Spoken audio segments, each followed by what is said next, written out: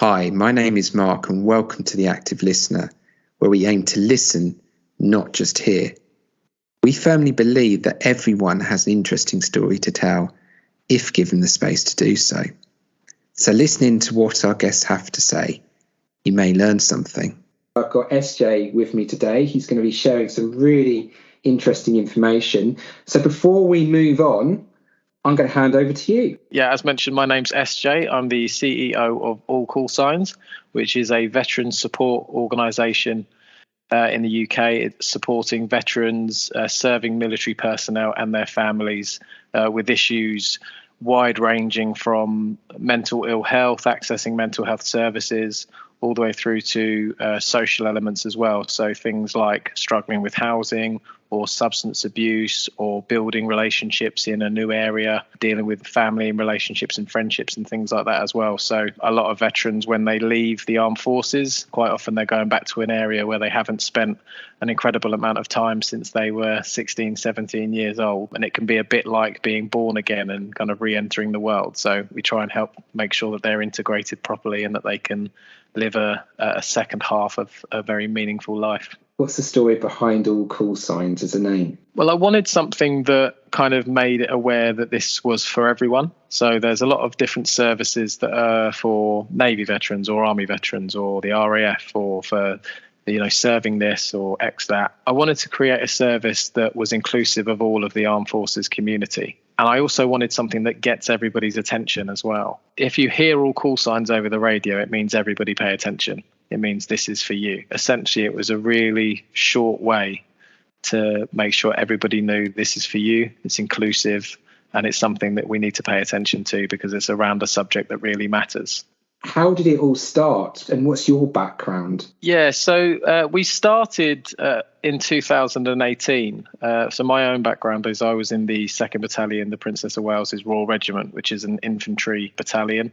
I joined at 17 years old, straight in as a nipper, served 5 years, got out at 22 after doing a little bit of extra time. You have to do 4 years, but anything before your 18th birthday, they don't count because you do that for the Queen. So I did up till I was 22, and then I got out and kind of went into a few different jobs really. But over the course of a decade, I found myself really kind of leaning towards trying to support individuals with mental ill health. It was something that I myself had quite personal experiences with throughout my time in the armed forces, but also after leaving as well. My children were all born premature. When my son was born, he was 2 months early and contracted meningitis before he was actually even due to be born, before his birth date. He was very ill. We were told essentially to say goodbye to him. We were told it's unlikely that he'd pull through. By some miracle and goodwill and kind of whatever forces at play, he pulled through and made a full recovery. But that period of our life left its mark on me. It left its mark on my family. And I struggled a lot with guilt around that because my wife at the time, luckily, had the foresight to kind of take him down to the hospital and get him checked out. If she'd have done that even an hour later than she did, we'd be having a very different conversation. But she did it when she did it.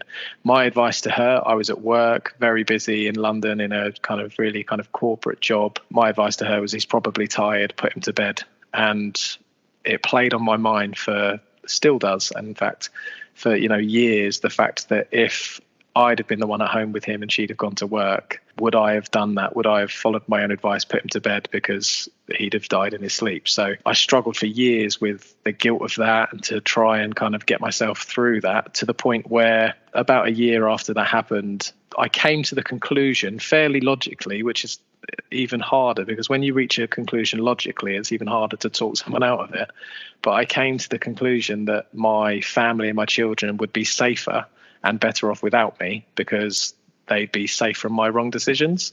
So I made the decision to end my life. I went through a period where every day when I walked to work, I had to cross this bridge on my way into London. And I said, if I still feel as suicidal as I do walking into work on my way home, then I'm going to jump off that bridge. And that was the pact that I'd made to myself. I was like, I'm going to give it the day. I'm not going to make a split decision now, an impulsive decision now.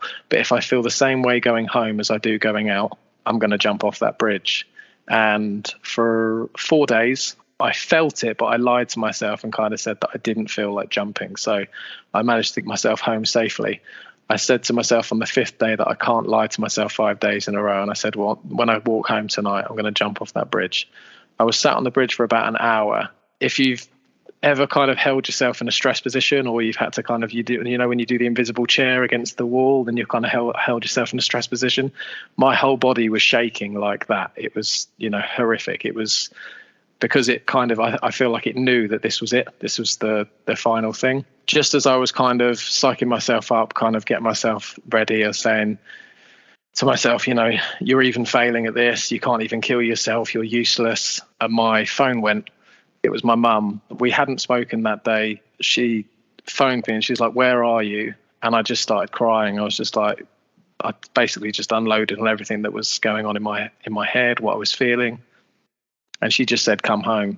And I remember then, I'm not a massive fan of kind of signs or, the universe intervening and things like that. But I remember going home and on the train home thinking to myself, there has to be a better way to give back, to ensure that my kids grow up in a better world, to make sure that other people grow up in a better world than throwing yourself off a bridge. I kind of had a gear shift at that point and just went, do you know what, from this point on, I'm just going to try and focus on what I can do to help other people who may be in similar situations. And at that point in time, I hadn't really focused on the military element of it at all. I hadn't really kind of decided that it was going to be the veteran community that I directed this passion to. But that came later after my friend took his life, because I felt that things were lining up.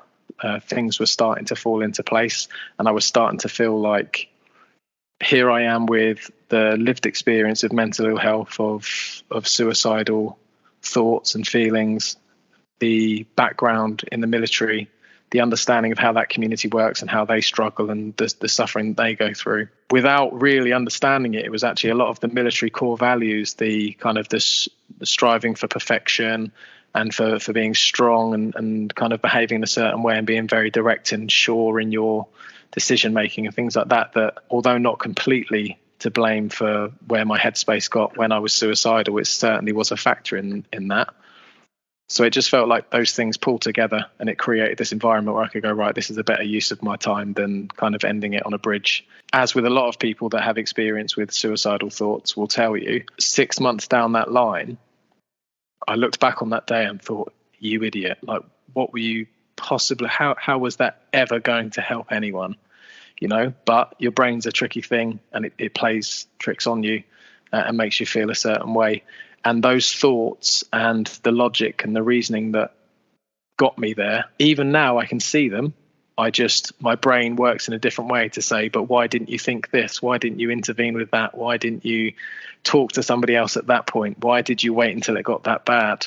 So now it's quite often where if I'm sitting opposite someone that's having similar thoughts or have got themselves there, you just want to shake them and just go, oh my God, don't do that. Stop thinking like that. There's other ways to get through this. We said early days, if we could save one life, if we could intervene in one suicide, get one person home to their family, then that would be a success. And I think to date we've intervened in over 240 suicidal cases. So really, really, really glad I didn't jump for a lot of reasons. Thank you for being so honest and candid.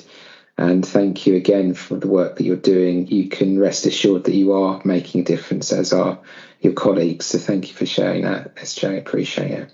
Thank you.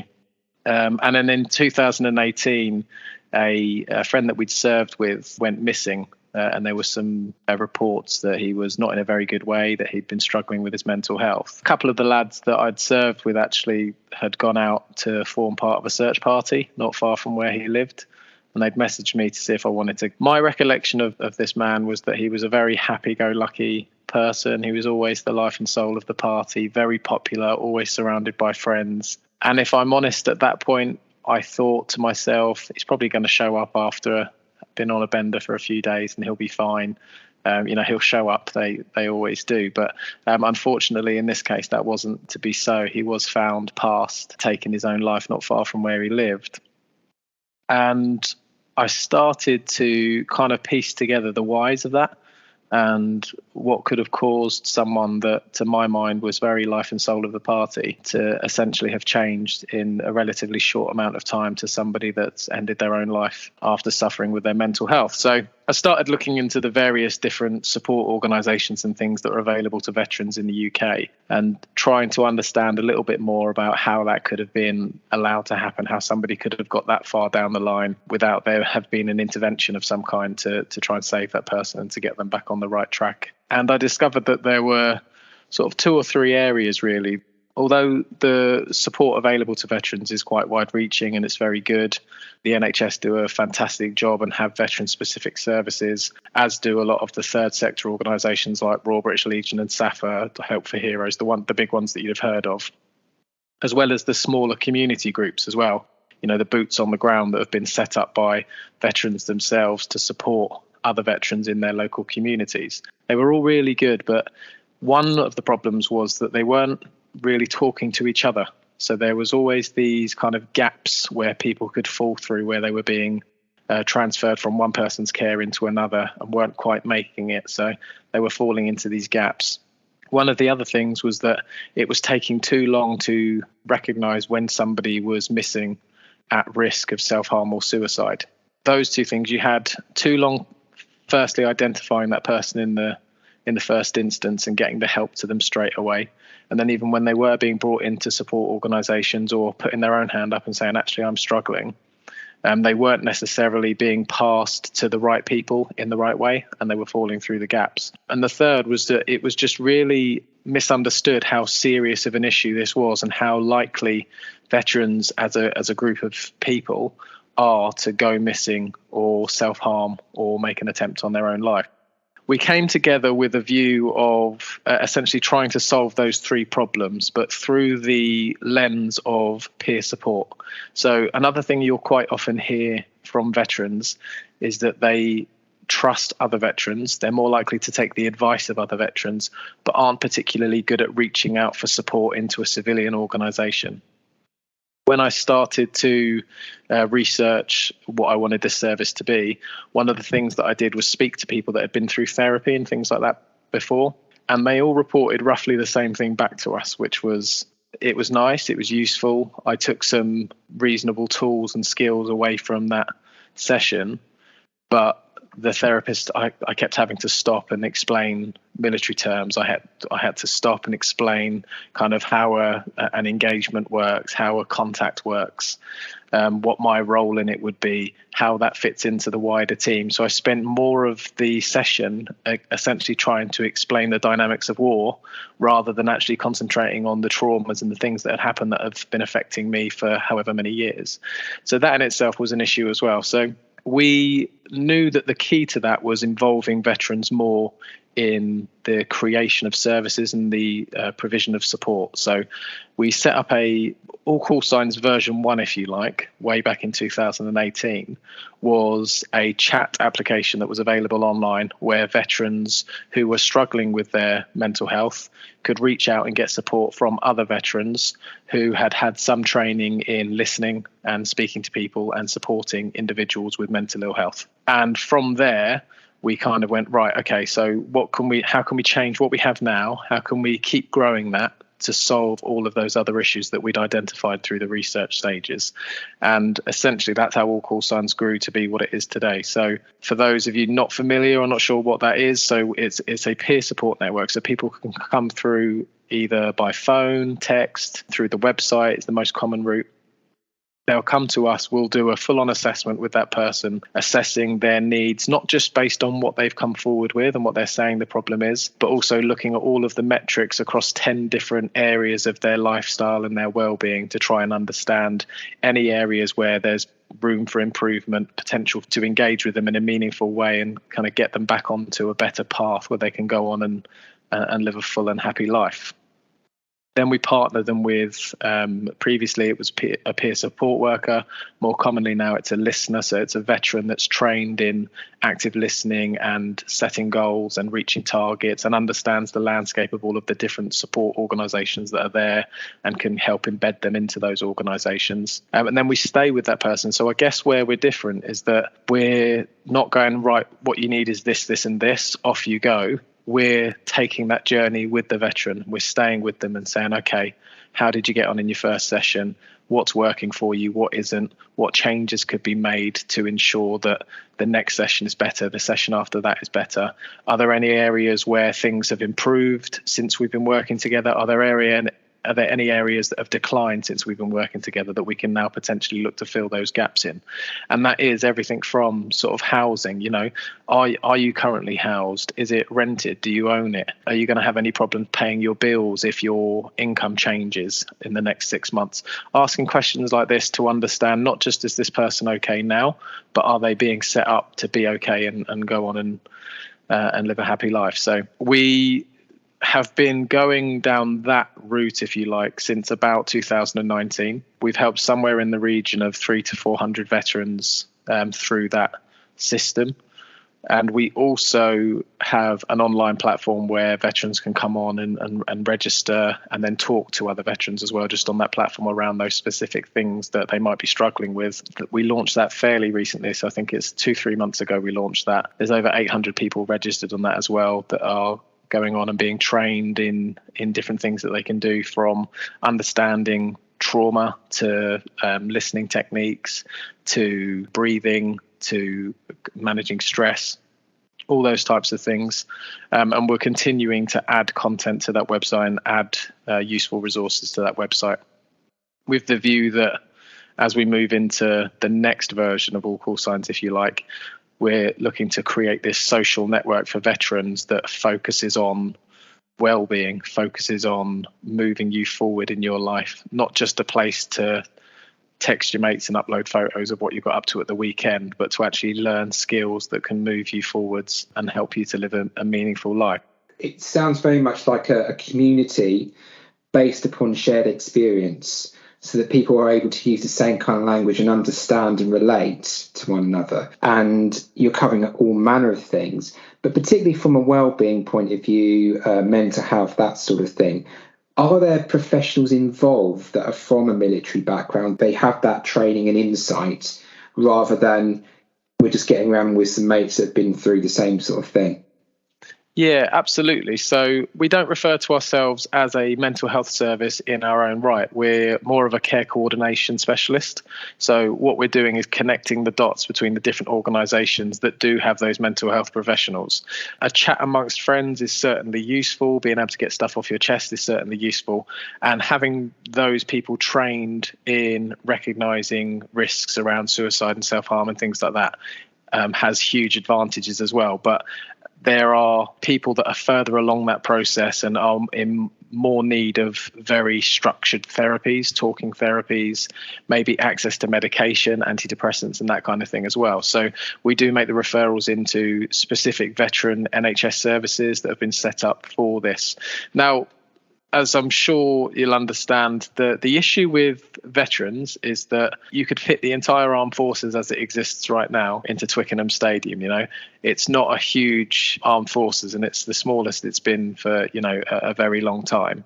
There are 10,000-15,000 veterans coming out of that each year, but it's still a very small group. We're talking about sort of 2.5 million people in a country, way bigger than that. In the healthcare services, there are not enough veterans working in those healthcare services to man a veterans healthcare service fully by veterans. So the more important thing for us to do is to make sure that even the ones within those teams that aren't veterans, make sure that veterans are represented within that team, but also make sure that the ones that are coming from a civilian background have a really deep understanding of the different lifestyle that veterans go through, understand the different problems that they face, understand the different traumas that they are likely to have been exposed to, so that when veterans do come through that service, they're not having to start from square one.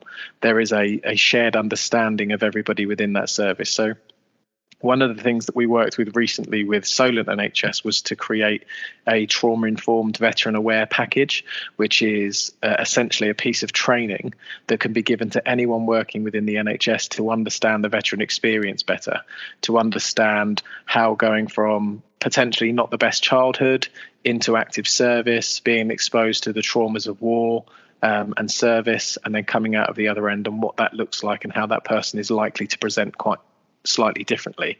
Because we had veterans that were coming to us and saying things like, you have to be registered with your GP, for example, to get into the veterans mental health service. And they were saying, I'm not registered with a GP. It's like, well, why not? Well, because when I went down to register, I had an argument with a woman on the front desk and they told me I'm not allowed in there anymore. What was the argument about? Well, I came in, I was on time. They didn't see me for 45 minutes. Now, a civilian with an understanding of how GPs work and kind of the state of some elements of the National Health Service will understand 45 minutes isn't an uncommon wait. It happens. It's not ideal. To a veteran that holds timings in really high regard and really needs to know when something's happening and when it's going to be executed and have it talked through step by step so that they understand the process, that whole experience is really lacking for them. Some of that was about teaching GP surgeries and hospitals and A&E staff and mental health nurses working in crisis teams and things like that to understand what's important to a veteran, what their triggers are likely to be, what small adjustments you could make to your day-to-day, the way that you work, to accommodate that person's needs. And that's essentially what the trauma-informed veteran-aware training package is. It's a way of helping those without experience in service to understand, what it's like to be a veteran and what those traumas are. So there's two sides of it. Yeah, there's making sure that there are veterans and they are being represented within civilian mental health services, but also making sure the ones that don't necessarily come from a military background at least have enough understanding of what it means to be a veteran to be able to offer effective care. It sounds like to me there's something about cultural awareness, isn't there? Different cultures almost colliding and understanding, having that mindset of understanding where people are coming from. That clearly has a huge impact. And also from what you're saying too, it isn't necessarily that everyone needs that extensive mental health support, or indeed if they did, they probably wouldn't even want to go that way. So there's a power in terms of talking to your mates as a gateway. Those guys have an idea, then they can signpost the person to the right place. But there's some power, I would have thought, having that gateway of just, we're mates. Yeah, absolutely. And I think it was, we discovered early on that kind of admission is permission within the veteran community. So when one person kind of comes forward and says, actually, I've struggled with my mental health, this is what I did, it gives other people the chance to go, okay, well, if this person's brave enough to kind of put their head above the parapet and say, yeah, I'm struggling, maybe I can too, they're more likely to engage in a service. Equally, the other side of that is dangerous in that if a veteran has a negative experience of a service and then goes to his other veteran friends and says, that was rubbish, it didn't work for me, they're less likely to engage in that service because they're going to go, well, I've got a friend who had a negative experience.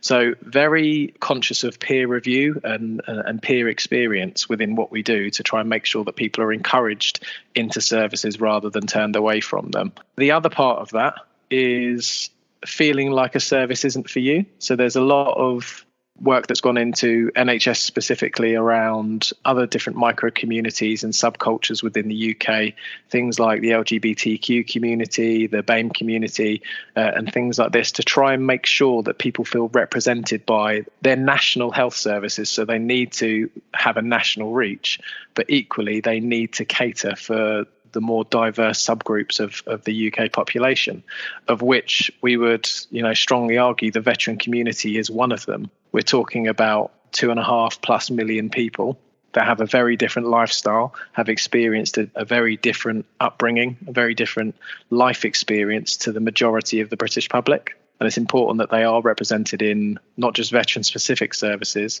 but in national health services as well. There's things around the veteran culture as well that makes them less likely to engage in the first place with mental health services. As much as the armed forces is diversifying, it's still 99% white men. if you were going to paint a picture of an armed forces veteran, it would be, a man in his 50s with his medals on, slight beer belly maybe, drinking down the Royal British Legion. There's a picture that's painted in your mind of what that veteran is. Unfortunately, one of the things that comes along with that is that they're much less likely to reach out for support with mental health. They have an alpha mentality where they believe that they should be strong enough to withstand this. They should be able to do it on their own. They shouldn't need help.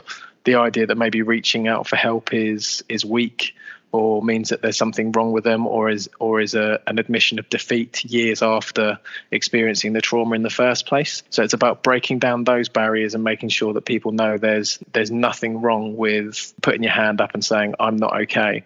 And actually, the earlier people do it, A, the easier it is to treat, B, the less strain it puts on the health service. The end that costs the most money, puts the most strain, is when people are in crisis, when people are already suicidal, already at the end of their rope and can't do anything about it. That's the end that's costly. That's ambulances, that's search and rescue, that's 24-hour monitoring, that's secure units, that's all of these things. Whereas if somebody reaches out when they're at a 2 or a 3 and says, actually, right now, I can feel myself changing. I understand that I'm sad more days than I'm happy. I'm starting to notice changes in my mood. It's affecting my relationships. If you can reach out at that point, you're doing yourself a favor, you're doing your family a favor, you're doing the health service a favor, because there's so much more options available to try and get you back onto an even keel at that point than there is on the other end of the scale. So our advice has always been, if you're having more bad days than good, that's the time to reach out. Don't wait until you're in crisis. Don't wait until you're suicidal. Don't wait until you're actively self-harming. Reach out early, get to it early, because everybody benefits from you doing that and making that call. Are you, as an organisation, involved in any way with currently serving members of the armed services? Because I'm thinking from what you just said there may be an opportunity to have an impact with people who are now serving, so that it influences that culture. I know the armed services are trying to change culture around that, but I'm just wondering if there's some kind of inputs that you and your colleagues could or do have. Yeah, there is. So firstly, the service All Call Signs is available to military personnel serving and veterans. We're not saying you have to wait until you leave service to reach out and get support from us. If you're serving today and you're having a bad day today, you could give us a call and we'd speak to you, and we do everything that we can to support you. The bit around service provisions and linking people in with other organisations and health services becomes a bit harder when you're dealing with people behind the wire, because they have their own mental health teams within the armed forces, within the MOD, and a lot of the larger organisations won't work with you whilst you're still serving. You do need to either be a veteran or be within 3 months of your leave date. But we're trying every day to try and push that further and further that way, with the understanding that actually if you can engage someone really early doors in a conversation around their mental health, you can get to them before it becomes an issue. So we're always trying to work to make other services engage more with military personnel and to connect those dots between behind the wire mental health services and those that serve the veteran community, because they definitely need to be working more closely together to close that gap. One of the most common gaps is after discharge. It's somebody's notes not being passed from one service to another, the area that they're going into not being aware of if they've had previous mental health issues or are struggling in any way. And that's during a really big transition in that person's life as well. If you compare it to lots of data being done on leaving or going into the prison service and what that does to somebody's mental health, that's because you become institutionalized and you're used to behaving a certain way. You're used to your day being regimented. The word regimented comes from the armed forces. It's very much the same. You're told where to be, when to be there, when to eat, when to report for your next duty, when to leave, when to go to sleep. Your day is pretty much given to you on a piece of paper, and that's just how it's going to be. So then to leave and to have the freedom, but also the responsibility to actually have to take care of and administrate your own life in such a huge way and in such a different way to what you've been used to, is huge. So you're in this transitionary period, which we already know are a breeding ground for mental illness. And then you plus onto that the fact that you've just left your support community, your friends and your kind of family, if you like, the family that you've built around service are where they are, and you're moving most likely, unless you choose to just stay where you're. And a few people do. They choose just to relocate to wherever they were based at the time, with the belief that at least they'd be close to their friends and the people that they've served with, until they move in 2 years, and then you're left in the place that you were at the time that you got out. Or when they're busy with their day jobs and busy with, because armed forces life isn't 9 to 5, it goes on way more than that. If you're on exercise or if you're called away on tour and things like that, you could be away for weeks, months at a time, So then you're faced with this kind of, am I going to stay here and settle here, or am I going to go back to the place where I grew up and settle where my biological family are, and all of that kind of thing? Either way, it's a huge transition. Lots of stuff's going to change in your life. We know that can be a breeding ground for mental ill health, and it's probably one of the most common gaps where people are falling through, because everything that's happened to them whilst in service is not being communicated to the agencies outside of the wire that are there to pick them up and to make sure that they're kept safe, are living well. And then there's what happens if you're not living well. What happens if the job you had lined up doesn't work out, or the accommodation that you had lined up falls through, or you fall out with your family, or you don't find it as easy to make friends within the civilian community as you thought you would.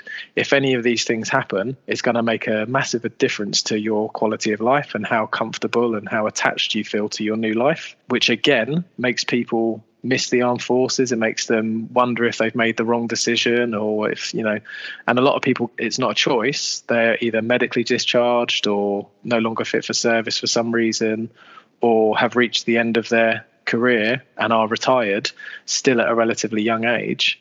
To have something that's been a massive building block of your life for so long taken away from you, whether you choose it or whether it's something that's told to you, is massive. And we definitely need to do more work to close those gaps. One of the things that I do quite a lot is I go into camps and I talk to young soldiers. So we're talking about troops that are in training or recently joined their unit, or under 20 years of age, still relatively new to the armed forces, still relatively new to the concept of looking after their own being and mental health. When you're young, everything seems to be just okay anyway by default.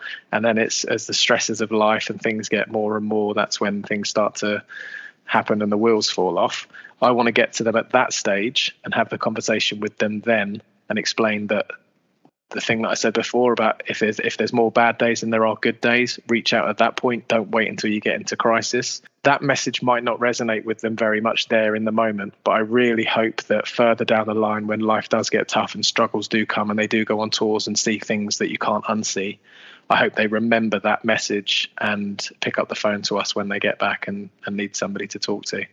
Is there anything that you have in mind to change the way perhaps the system's set up, the way the government funds, the way the military is organised? Yeah, there is. So we did a piece of work with the UK government. So we linked in with our local MP, Stephen Morgan, who I think his role now is Shadow Defence Secretary or Defence Minister. So he's very much in that space within the sort of armed forces community, comes from a family background that served in the Navy, is really passionate about the subject of mental health. So he's been a really good advocate and ally for us.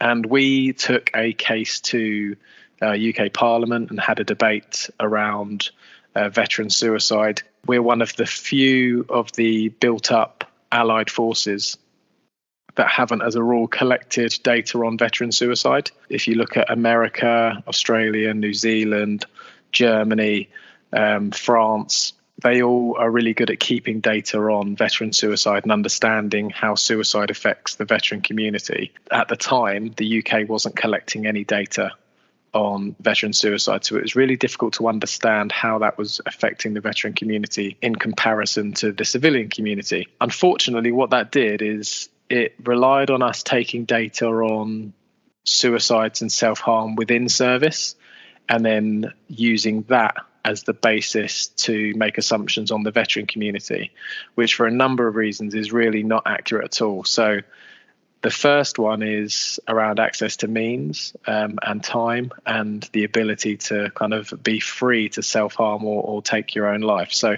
if you think about life within service, very often you live alongside, if not in the same room, as people that you serve with. So your ability to make an attempt on your own life is actually limited by the fact that you're around other people most of the time. Also, you're busy, you're of a young age. We know that quite often it takes years for somebody to really be affected by the trauma that they've experienced at a younger age to the point where they're thinking about self-harm or suicide. The official numbers of self-harm incidents and suicide incidents within service, when looked at from the data that is held, it would state that the danger is slightly lower, so that you're slightly less likely to self-harm or end your own life as a serving member of the armed forces community. Because there's no data on veterans, what quite often happened is that was used as a basis to say, well, then we can see that the veteran community must be less likely, which just isn't the case, because again, we're talking about that clear line between one thing and another, where when your service comes to an end, you no longer have that community surrounding you. You no longer have the advantage of having people around you all hours of the day.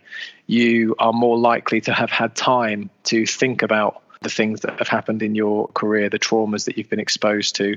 You are more likely to feel some kind of guilt or shame or wish you could have done more, or worry about people that you've lost, and have the time to do that, plus access to things like alcohol, drugs, things that you'd have been more careful of in service because you know that they could end your career. You're now on the outside where these things are more prevalent. The usage of them is happening more and more within a certain demographic of the community, a certain age demographic of the community. You're now in a place where you're at more risk, carrying traumas from service, which in itself, your exposure to trauma, as you'd expect within service, is much more than the average for a civilian in the same sort of age group, or that hasn't experienced life in service. And you're on your own more. You've got access to means. You're probably struggling quite a bit with the transition into the civilian world. What has that done for you? It creates this kind of soup, this dangerous concoction of ingredients that potentially put you at more risk. And we knew this anecdotally because we were talking to people and they were telling us, I had a friend that took his own life in service. I had a friend that took his own life when he left. Quite a common one. I've lost more friends to suicide than I did to war. And that's a really hard pill to swallow, that, the majority of people that we talk to have lost more friends to suicide than they have to active campaigns in the British Armed Forces. Anecdotally, we knew that what the data was saying wasn't reflecting the truth of the situation. We worked with Stephen Morgan. We worked with a widow of a veteran that had taken his own life. And we took that to the House of Commons and we had a debate around the subject. I'd love to say, and just like that, things changed. They didn't. Over the course of the last few years, there has been a shift in understanding and trying to research and understand that veteran demographic more. And the data around veteran suicide is being collected by the UK government. So Johnny Mercer and his team within the Ministry of Veteran Affairs came together and kind of are now collecting that data, and we're starting to understand a little bit more. We've also done our own research on it. We did an impact of suicide report in 2019, I think, which showed that 50% of veterans had thought about ending their own life. 25% of veterans had gone as far as to make an attempt on their own life already, which is so 1 in 4 and 1 in 2, which is significantly higher than the civilian counterparts on those two statistics. We're in the process at the moment of just collecting the second round of that data. So we're rerunning the report to see what comes out. We're hoping to get around 1,000 people through that research, through that survey. We've had a quarter of that already, and the numbers are coming through very similar to how they came through in 2019. So we're seeing that although quite a lot's changed in the space, actually those dangers and those worries, the impact and exposure to suicide that the community are feeling are still very much the same. It's a pity in one sense that there wasn't anything done previously, so you've got no data to compare to how it exactly, was yeah. and how it is now, if there's any progression, whether it's got worse. Over the years, there's been very restricted set pieces of research done. So things like monitoring Falklands veterans after coming home and kind of their exposure to suicide and self-harm and instances like that. Things like the First Gulf War, taking a subset of the veterans from the First Gulf War and having a look to try and understand that. So there has been smaller pieces of research that give us an indicator of where we are and whether or not the data that we're seeing come through now is reflective of kind of a status quo within the military space, or whether it's getting better or getting worse. Our findings so far, just based on the data that we have, is that this is a fairly consistent issue, and it has been for the last 20 years. This isn't new. And if you think about the armed forces particularly, you can kind of understand why that's the case, because we went from sort of World War I and World War II to kind of nothing really, and then Cold War worries in the Falklands. And then from that point onwards, things have just been extremely kinetic. So, multiple tours of Iraq, dozens of tours of Afghanistan and the surrounding areas, got British troops dispersed in the Africas, in the Middle East. These aren't areas that are known for being quiet and, easy tours. These are kinetic, regular exposure to trauma. To a degree, you expect that as somebody that joins the armed forces. You're not getting into it to kind of sit behind a desk and to be safe and happy all the time. You understand that you're going to have to go and do things that, are quite scary to a lot of people, and you're going to be running towards the danger rather than running away from it. But that doesn't completely mitigate the exposure to trauma. That doesn't lessen the effects of watching a friend lose his life, or watching a friend get shot, or getting shot yourself, or being in an experience where your life was in real danger. It doesn't completely negate the effects of those exposures of trauma. So we still need to have a service in place that is committed to looking after people when they come home, and looking at it long term, using data as a tool to really drive funding into the areas that it's needed. I think the idea that veterans have been less likely to self-harm or end their own life has put an arbitrary limit on the amount of funding and the amount of attention that's being put into that area of research and support. Hopefully, with the information that the Office for Veteran Affairs are collecting, with the information that we're collecting, that other veterans groups are supporting with as well, we're starting to paint a bit of a fresher picture and a bit of a realer picture of what the landscape for veterans is at the moment. And if we can do that, and we can continue to push on the powers that be to invest more money, to invest more time, to really understand what the veteran experience is, and make sure that there are provisions for support, not just around mental health, but around social care, housing, access to things like gambling addiction, substance abuse organisations, all of these things that we know essentially people chase artificial highs. If they've lived a kinetic lifestyle and you've basically been full of adrenaline for 20 years, if suddenly that goes away, you find arbitrary ways to chase that high again. And it does tend to be things like alcoholism, really kind of sort of chaotic social lives, gambling, addiction, and all those things that, whilst no one's ever going to sit there and say, I'm a gambling addict and it's the army's fault, there are a connection between A and B, and we need to recognise that and actually hold the MOD to account and make sure that they're, fully invested, make sure the British government is fully invested in helping former armed forces members live a meaningful life. As an armed forces veteran, if you do 22 years and you joined at 18 years old, you're still retired at 40. It's an incredibly young age when you compare it to the national average, to sort of say, right, okay, here's the first part of my life over. What do I do now? You're technically pensioned out of the armed forces, but most people don't just give up work. They go and do phase 2 of their life, if you like, move into a different job. But restarting your life at 40 is no easy task, and it's no wonder there are veterans within our communities that have struggled with that and could use all the support that we can give them. And thank you. Before we wrap up, first thing, can you share with me something you're most proud of? My children definitely are the thing I'm most proud of. I think that there's something happens when you have kids, which most people with kids will know, is that they become mini yous, but different elements of your character. And I can see that in my children. So my daughter has the kind of the physics or the maths brain and the kind of really wanting to explore and understand things. If she doesn't know the answer to a question, then she'll go off and Google it, and she'll kind of study it, and she just really wants to know everything. So she's quite data driven. It's fun to see that in her, because I can kind of see it. I know what I'm like, and when she gets frustrated by things, it's the same things that frustrate me. And then my son, who's very, very accident prone, and I essentially lived in A&E when I was a child. My head is too large for my body. It still is as an adult, but I've kind of grown into it. Imagine this head on a 5-year-old without the beard. That's how I looked. So I was always just kind of falling over because I was a bit top heavy. And my son is exactly the same now. Even in his pain, there's just still such a sense of pride in recognizing yourself in your children. So yeah, I'd say that's the thing I'm most proud of, my kids and being a dad. If you could distill it down to one song or one piece of music, what would your favourite be? See, automatically, like the Queen and Meatloaf and Genesis and things like that really jump out at me. But I think I have a bit of a rule. So I think you should be able to read the lyrics of a song as if it's a poem.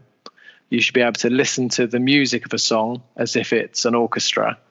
And you should be able to do both at the same time and it still be a really good song. So my favourite song is Starlings by Elbow, because, yeah, if you listen to it without the words, it's just one of the most beautiful pieces of music. And just don't listen to it if you're sleepy, because random trumpets burst in halfway through the song.